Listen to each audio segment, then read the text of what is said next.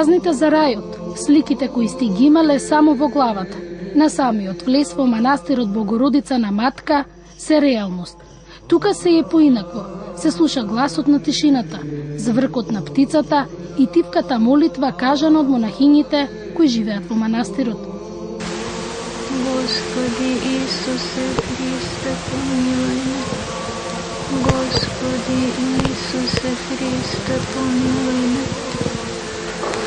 Господи Исусе Христе, помилуј ме. Во манастирот живеат монахињи. Свет, може би невообичаен од една страна, мистичен, а од друга страна отворен. Што и да прашате за манастирот, монашкиот живот со смирен глас и пријатно насмејано лице, ќе ви раскажат монахињите за нивниот живот, за преубавиот манастир.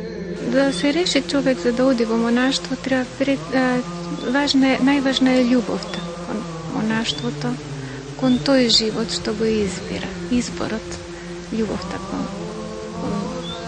Бога, кон монаштвото. Ако човек ја нема таа љубов, нема да ја издржи. Нема никакви други причини. Никоја друга причина не може да биде да го одржи монахот во монаштво, освен љубовта кон монаштвото, љубовта кон Бога, кон Богородица. Секоја друга причина што се даваат, што луѓето ги предпоставуваат, да речам дека или тоа причина, или тоа, или било која друга причина, нема да го одржи монахот, човек во монаштво. Нема минута или час тука да мируваат и кога работат, ја изустуваат молитвата за благослов од Бога. Сестра Доротеја 12 години е во монашкиот живот. За неа тоа е вистинскиот животен избор. Монашкиот ден започнува со рано станување. Нашиот типик во манастирот е аскетско и сихастички. Значи започнува со рано станување и собирање на синаксис. Значи сите што сме во манастирот, монахини, искушенички и гостинки ако има, на синаксис, тоа е собир на кој се читаат книги од свети отци. Тоа не трае многу долго и после тоа по келии продолжува молитвата на бројаница со Исусовата молитва. Потоа денот започнува со послушанијата низ манастирот. Послушанија значи обврските низ манастир. 8:30-9 часот наутро. Значи почнува денот со тие обврски послушанија. Секој си има свое послушание. Некој има послушание да готви, некој има послушание во работилницата, дворот. Така целиот ден е исполнет и со работа и со молитва. До 4 сатот, 16 часот попладне имаме вечерна служба, во 20 часот на вечер акатист кон Пресвета Богородица и после акатистот се повлекуваме во келија пак на молитва до кој колку има сили на вечер, до подоцна. Во текот на денот од 12 до 1 часот на пладне, 1,5 час, 2 часа повлекување, пак на молитва и читање од свети отци. Во тој период малку одмор така. Манастирот е посветен на Мајката Божја Богородица. Старата мала црква тука е со векови. Богата историја со мистична градба на црквата. Високи ѕидови. Погледот застанува на фреските. Низ нив ги гледате житијата на светците. Овој манастир е матката на сите цркви во оваа околија. Тука е зародишот на световното, мирот и таинственоста.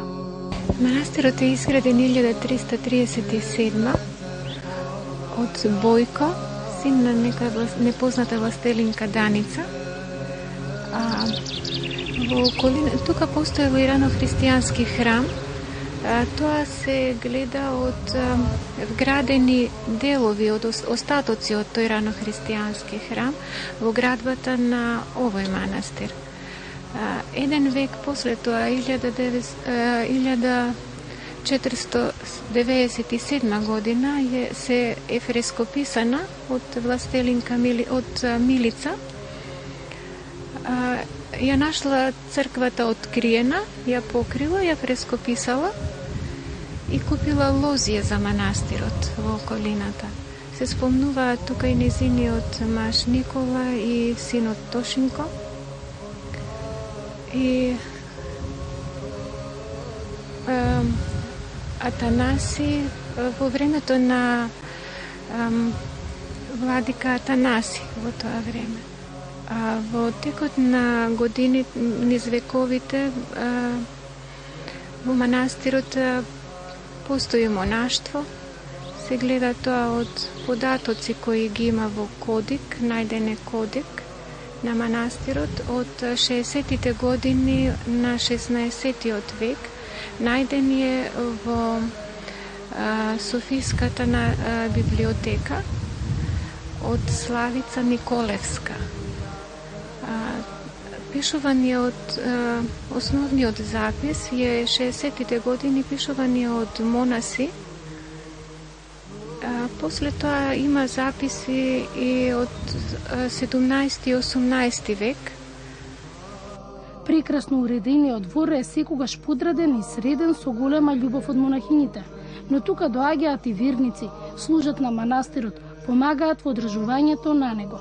А во овој период од годината нема боја и вид на цвеќе што нема да го видите. Духовното и свежината се вистински мир.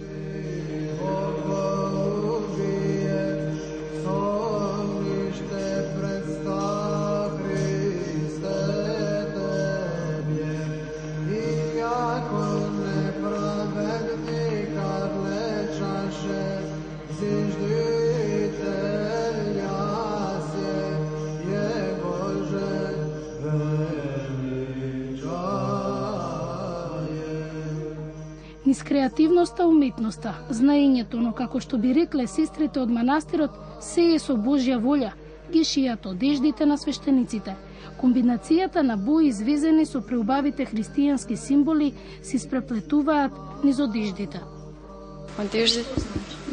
Одеждите се носат со векови, значи првите векови одеждите биле претежно бели. До 6 век, колку што се сеќавам, значи се носеле бели одежди, кои што ја представуваат чистотата на новокрстениот, нели самиот новокрстен се облака во бела кошула која се крштава, понатаму свештеникот, кој што па го представува Христа на самата литургија, значи се облекува во претежно во бело. Денес, значи, некои свештеници, повеќето свештеници, значи сакаат барем стихарот да е бел.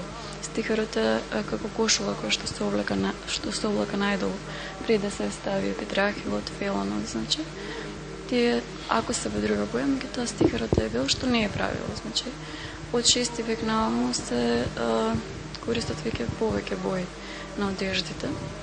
Кај нас во Македонија тоа не може толку да се примети, затоа што се забележи, затоа што црквите најчесто имаат една пубава, една постара одежда, која што ја носат на поголемите празници, пубавата без разлика која боја е. Значи одеждата, со тоа што за великденскиот пост се гледа да се носат потемни одежди, бидејќи е период на покаяние, значи самиот начин на облакање да биде поскромен, да не е нешто приметно, да не е нешто како што пак за разлика од тоа што на поголемите празници се облакаат посвечени одежди. Значи, меѓутоа кога ќе се како некој правило кое што не мора значи да биде запазено, се репер може да не биде Русија, например, каде што тие имаат за секој празник кој ќе ги видите свештениците на самата богослужба, значи тие сите се облечени во иста боја, вклучувајќи ги владиката кој што возглавува значи самата литургија и за божикните празници се бели одеждите, бели со дизајни, нели нормално секогаш со поразличен избор. За великденските празници пак е карактеризирана црвената боја, значи одеждите се претходно црвени, се црвени борди и така во тој стил. Богородичните празници, значи како што Успение, одеждите се плави. za Svetio Duh, znači pak zeleni, gdje je kiselina također njegova karakteristika, znači tak, krstot neli. Skoro sekoš se gleda da je zastapan na odeždите, znači убаво е да има крст, дори обавезно има крст на гръба, дали е това на появчето, самите одежди на този начин ги изработуваме, за разлика от това дизайн или други шари може да има, значи меѓутоа и не мора да постои. Тоа зависи пред се од вкусот на свештеникот, поедноставни одежди, побогато красени одежди, значи некогаш и не мора да значи ако има шари дека пак тоа е нешто принатрупано или дека е богато, тие може да се така неприметни низ везот, низ самиот материјал, да се со слична боја. Значи тоа секогаш како што например иконите се земаат пурник на византиските икони пред се, барем тука во Македонија нашата ока некако не се поблиски на душата, не знам како да кажам. Така ние гледаме одеждите да се пурник на византиските одежди. Во Македонија нема некој значи одежди, некој како да кажам музеј каде што би биле изложени да постојат стари одежди или по манастирите. Значи тоа се исклучоци. Меѓутоа Македонија пак има прекрасни фрески на кои што се пред се нацртани самите одежди, од кои што навистина може многу да се црпи. Не значи дека тоа ќе бидат идентични, меѓутоа тоа е нашиот турник. Како што секоја иконописа си дава свој белег на иконата. Во манастирскиот двор има прекрасна галерија со изработка не само на одежди, туку и на прикривки со христијански орнаменти. Често се изработуваат за подарок одежди, затоа што кога се подарува например на владика од друга земја одежди, тогаш сепак тоа ќе биде наш производ, нешто што е изработено во манастирите, како ета никогаш не би земале нешто од друга земја да му подарите како спомен од собствената земја. Така.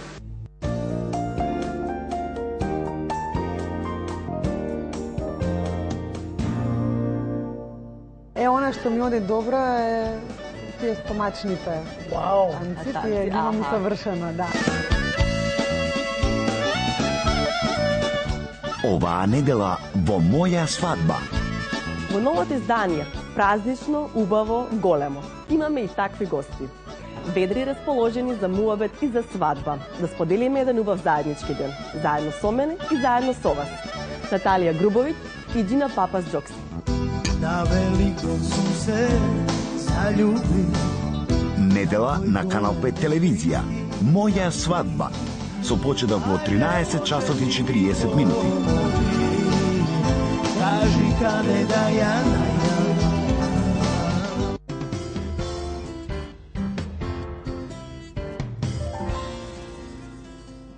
Толку сум среќен што те имам, ти благодарам. А благодарам значи мерси.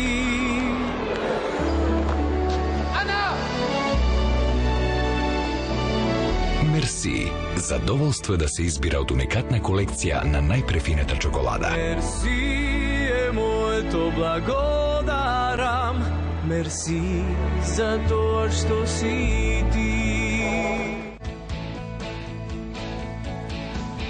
Од сега во Скопје постои вистински простор за хокеј и уметничко лизгање. Арена по светски стандарди која може да се користи во текот на целата година.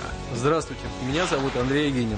Я тренер по хоккею с шайбой. Работал в клубе «Спартак Москва» и со многими известными хоккеистами, в том числе с Александром Овечкиным. Приходите на тренировки. Спортивный центр Борис Трајковски. Уписите во клуб Y се веќе започнати. Спортски центар Борис Трајковски. Уште еден чекор напред.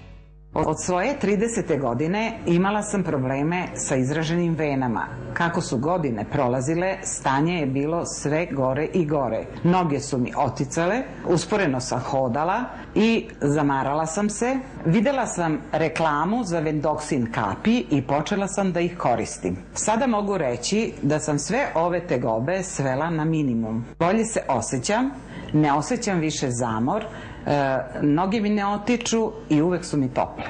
Vendoksin kapi preduzeća Alternativa Medika ispoljavaju blagotvorno dejstvo kod gotovo svih poznatih poremećaja u krvnim sudovima. Vendoksin otklanja osjećaje zamora i trnjenja nogu i ruku, snabdeva tkivo kiseonikom, poboljšavajući protok krvi kroz periferne krvne sudove. Smanjuju mogućnost stvaranja tromba i zaštitno deluju kod dubokih venskih tromboza u periodima posebnog rizika, mirovanja u postelji, traume, stanja posle infarkta, moždanog udara. Povoljno utiču na otklanjanje simptoma izazvanih infarktom, dezorijentisanost, povišena temperatura, osjećaj zamora, glavobolja. Povoljan uticaj imaju na funkciju jetre, detoksikaciju i metabolizam masti, smanjujući koncentraciju triglicerida i holesterola u krvi. Kapi deluju na hemoroide gde utiču na njihovo zarastanje, epitelizaciju i sušenje. Povoljno utiču kod povrede u sportu, tupih povreda, nagnječenja i stanja posle preloma. Zbog svog blagotvornog dejstva na prokrvljenost svih organa, Vendoksin kapi mogu koristiti i potpuno zdrave osobe. Za Vendoksin kapi preduzeća Alternativa Medika saznao sam preko televizije, a počeo sam da ih koristim zbog toga što sam imao strahovite bolove u nogama, vidljivo izražene vene, otežano kretanje. Posle upotrebe od nekoliko meseci bolovi su prestali, vene su se povukle i tako da se ja sada mnogo bolje osjećam. Svako ko ima problema sa venama, preporučio bih da proba, jer su jako delotvorne i koriste. Zbog specifičnosti posla kojim se bavim i zbog povećanja telesne težine, imala sam problema sa venama.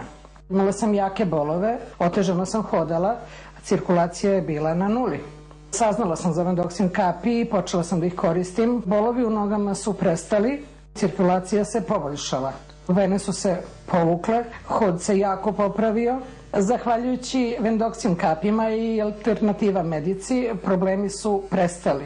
Pre godinu dana sam imao zakrčenje desne arterije i povećane trigliceride i holesterol u krvi. Posle uzimanja par meseci Vendoksin kapi osjetio sam veliko poboljšanje. Trigliceridi i holesterol su mi se doveli u normalu.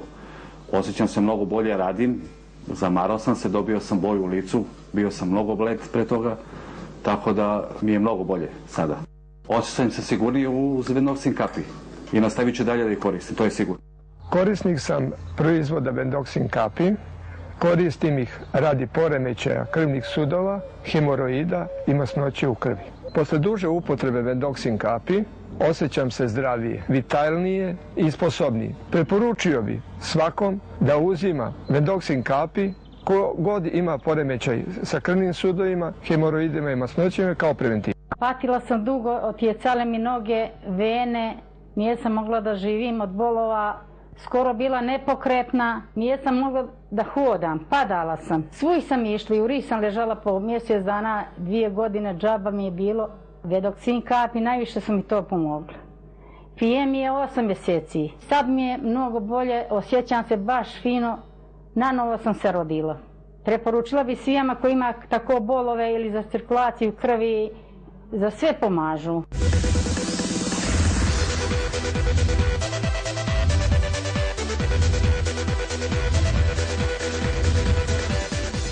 Značajните momenti od vašиот живот. Овековечете ги со фото студио Дичо. Имиджот го гради долгогодишното искуство.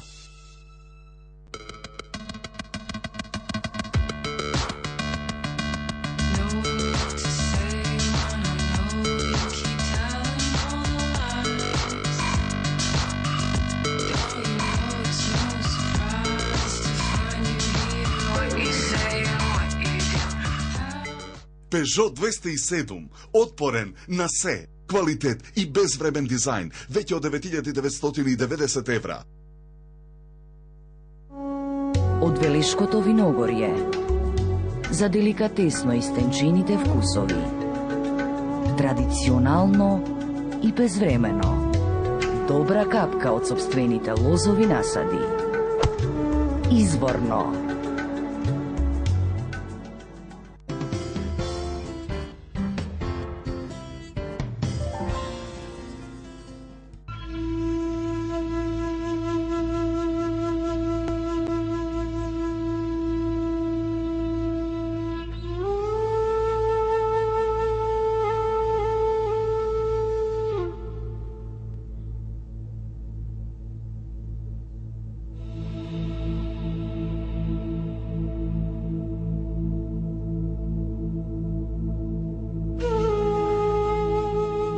Духовниот мир многумина го наоѓаат под високите карпи, таинствените, водата на реката Треска, уживаат и во црковниот мир.